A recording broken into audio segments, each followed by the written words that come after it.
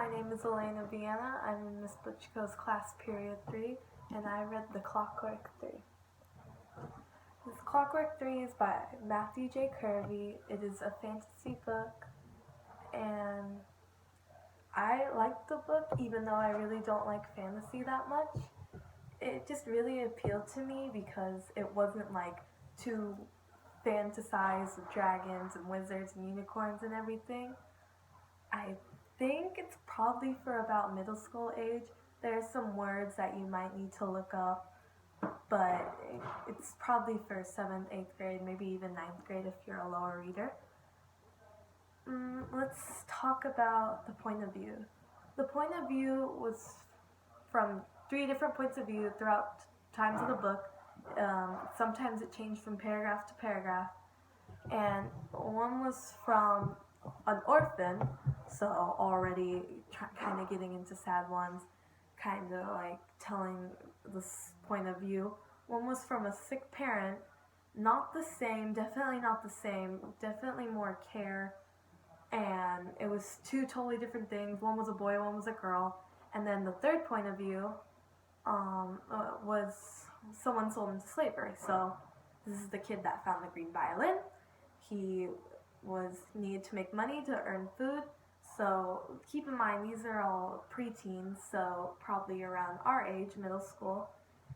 And the way they changed in the point of view, sometimes it would go from like Frederick, the orphan, who was taken by a clockwork man, and he had been making a clockwork man in his basement just out of old materials and scraps until he meets Hannah.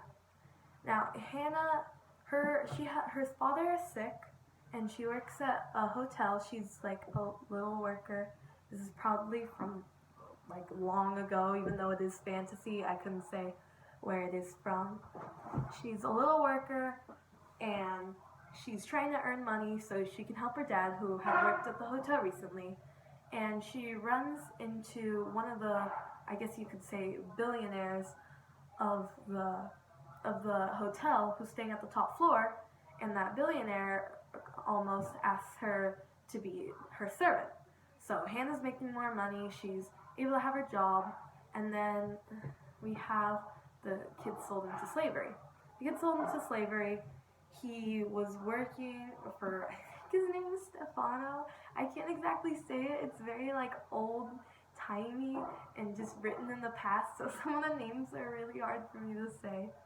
But he was working for him, and in order to be able to eat, be able to sleep, be able to get on Stefano's good side, he had to play his fiddle. He had to play his fiddle in the streets, and like any street performer, he had to get paid for it. People would throw money in his hat. So he finds a green violin from the ocean, and it makes wonderful music, wonderful, wonderful music. Okay, let's get on to the plot. So the plot. So I started talking about it already, but so Giuseppe finds a green violin floating in the harbor, and he tries it out. He finds that it gives a very beautiful sound, and he's thrown money from people everywhere in the streets because he's a street performer. He gets an idea to use his green violin to get a ticket back to Italy. Again, he's like an orphan slave, so he wants to go back to Italy, where he had been taken from. For once, Giuseppe is in the hope of getting back to his family.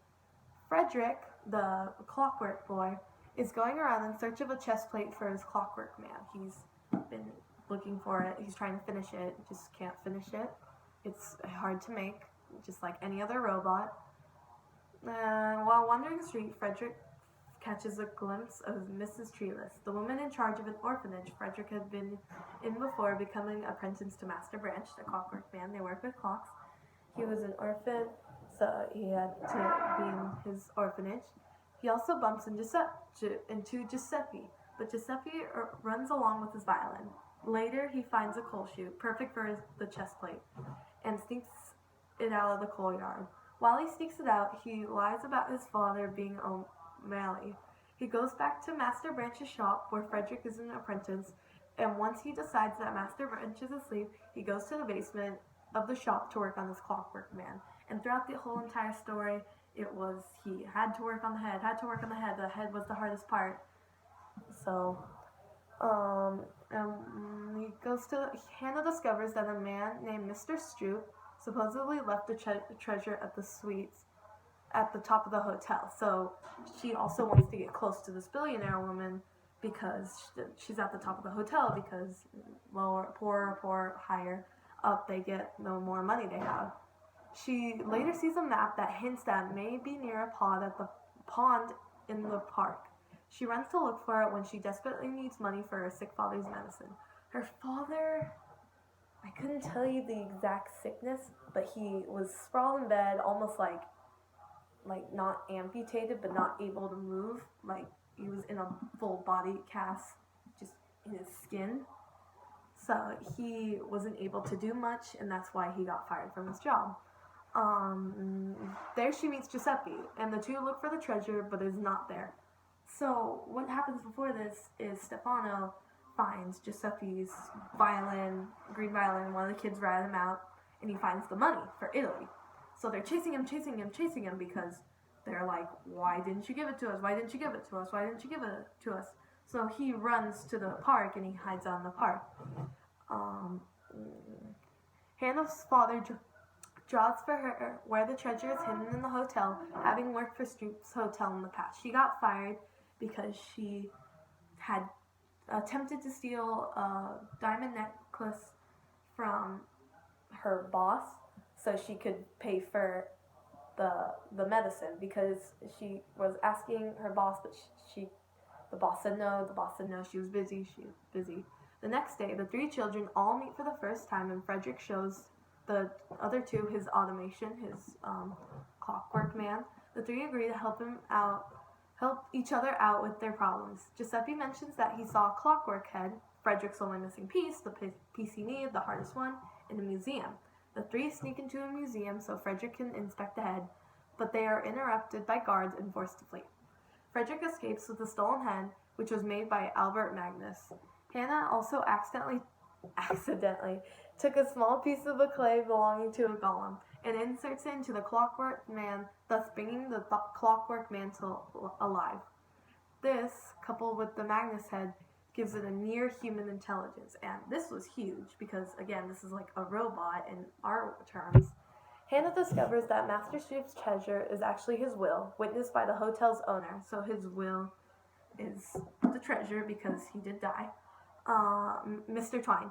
She and Frederick talk to him, but Hannah refuses to take the money because it would cause the park to be destroyed, because they had to dig it all up.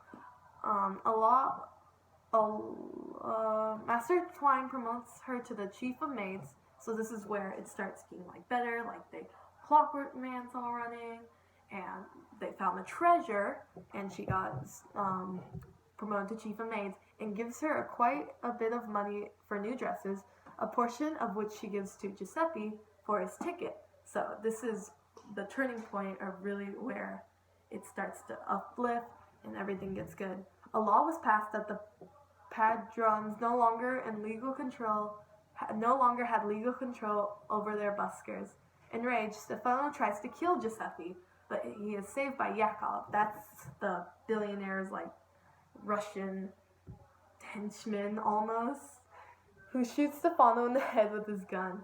I don't know why I laughed at this part. It just seems like something Yakov would do. Madame Pomeroy, I can't say any of these names, I'm so sorry, asked Giuseppe to travel with her to play his green violin for kings and queens. This is probably the best violin that has ever come to name.